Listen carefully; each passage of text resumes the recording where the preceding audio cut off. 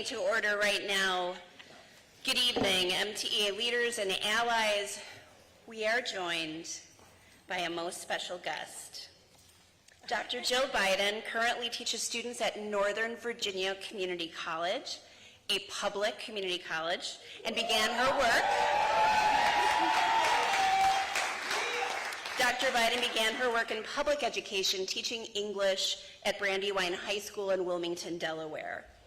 Dr. Jill Biden is the first First Lady to hold a doctoral degree in education, completing her studies in education leadership from the University of Delaware.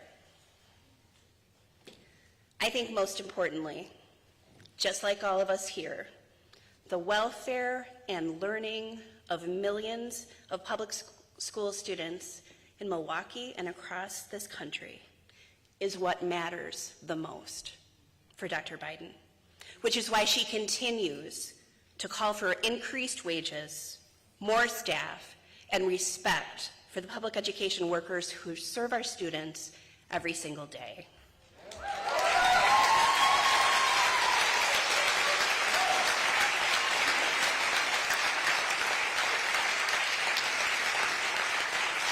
MTEA leaders and friends, would you please join me in giving your warmest welcome to a fellow public school educator, a fellow National Education Association member, and the First Lady of the United States, Dr. Jill Biden.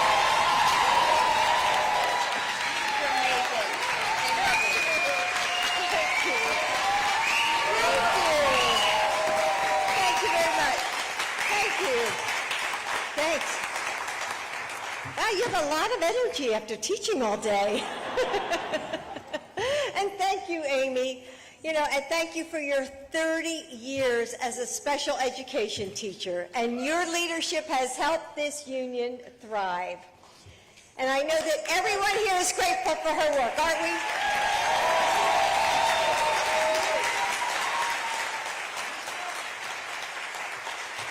And Becky, you have been a wonderful partner and friend for many, we've known each other many years, and as always, I'm honored to be with the NEA, the union that has supported me for so many years.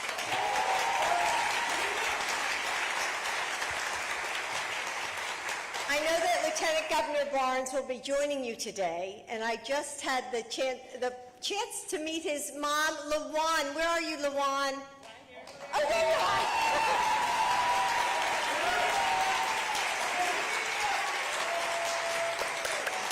And she was a Milwaukee public school teacher for almost 30 years.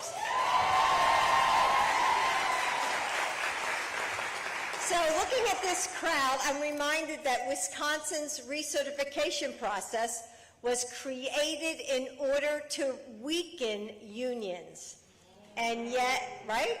And yet every year you come together to stand up for your right to collectively bargain. And you come together to fight for the MTEA and WEOC because they fight for you.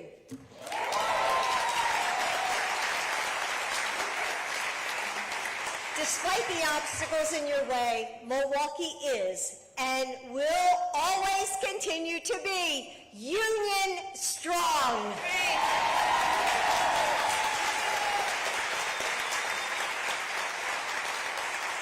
And as a teacher myself, being with you, feeling your commitment and excitement is actually what I need right now. Because we've all reached that point in the semester when the shininess of those first exciting days, yes, you're all yes, like yes. So I'm giving midterms tomorrow, by the way. Those exciting days of class have rubbed off, but we're still far away from the winter break. And you all know this feeling. I mean, my God, I've been teaching, for so long that I know how this feels, and maybe you need that extra espresso shot in your iced coffee. Maybe you take a little longer to get out of your car every morning. This isn't always an easy job. In fact, it feels like, right now it feels harder than ever, doesn't it? But we keep coming back because this isn't just a job, it's a calling. So when the budgets run thin and the lesson plans go wrong, teachers find a way to push past the chaos and build something beautiful. When kids aren't getting enough to eat, cafeteria staff work long hours to make those extra meals. I mean, are there any cafeteria workers, staff in here? No? Well, we ought to clap for them anyway. How about bus drivers? Are there bus drivers in here? Okay. All right. And the bus drivers, you know, they deliver the extra meals. I saw this so often during the pandemic. And when families are struggling to find housing, when they're wrestling with trauma or grief, school counselors call after work and make sure that those families have the help that they need. Educators, you are the heart of your communities, and you were called to this profession for a reason, because you never give up on the families you serve. Because when extremists try to stop you from doing your job, you just put your shoulders back and you focus on the kids who need you. Because you continue to believe that a better world is possible.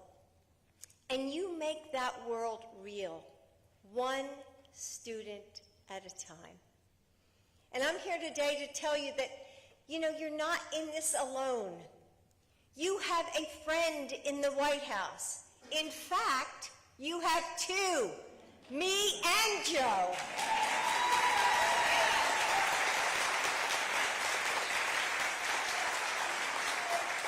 I always knew that Joe would be a great education president. I say that so many times to you, Becky, because this means so much to him, and he's delivered on his promises, from historic investments to safely reopen schools, to addressing mental health and academic needs of our students, to signing the bipartisan gun bill, to loan forgiveness,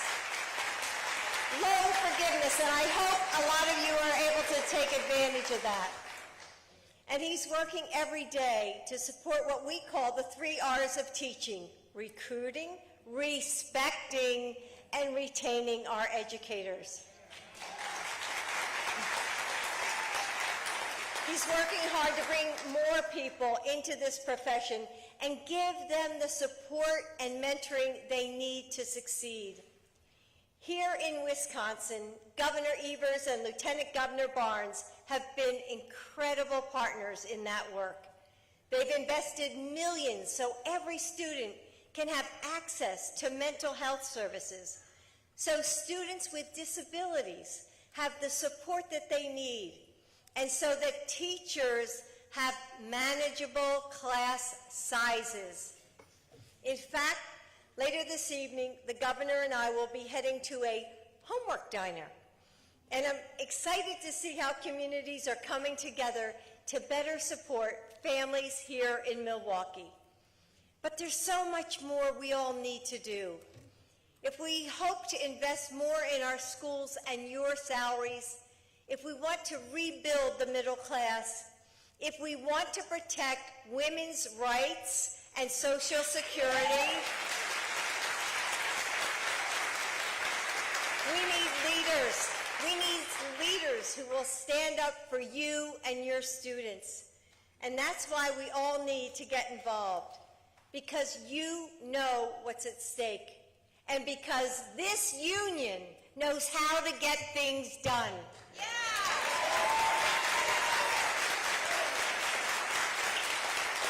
We have to speak up for justice and equity. All of us have a teacher voice, and now is the time to use it. We must come together, as NEA always has, and demand that we be heard. I'll be there beside you every step of the way. Now, it won't be easy. We know that. But we do this work because it's who we are. We're optimists. We're true believers. And we are union members.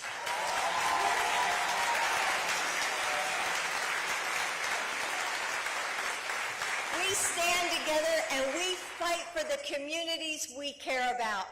We will never give up. So underestimate us at your own risk. I want to end by saying thank you. Thank you for fighting for your students and for each other. Thank you for the good you do and the lives you've touched. Right now, think about this. Right now, someone is a better thinker because of you. Someone is standing a little taller because you helped her find the confidence that she needed.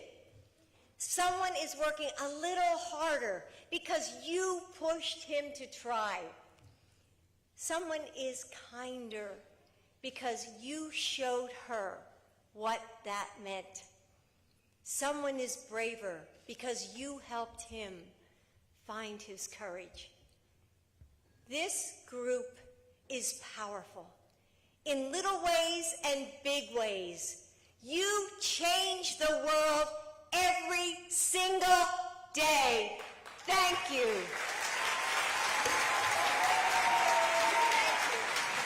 Thank you. Love you guys. Love you guys. Thank you.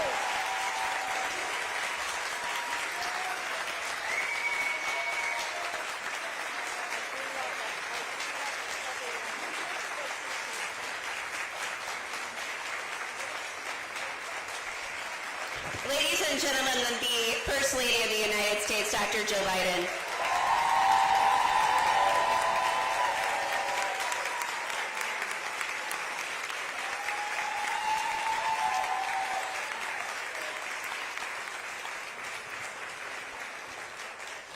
I now have the great honor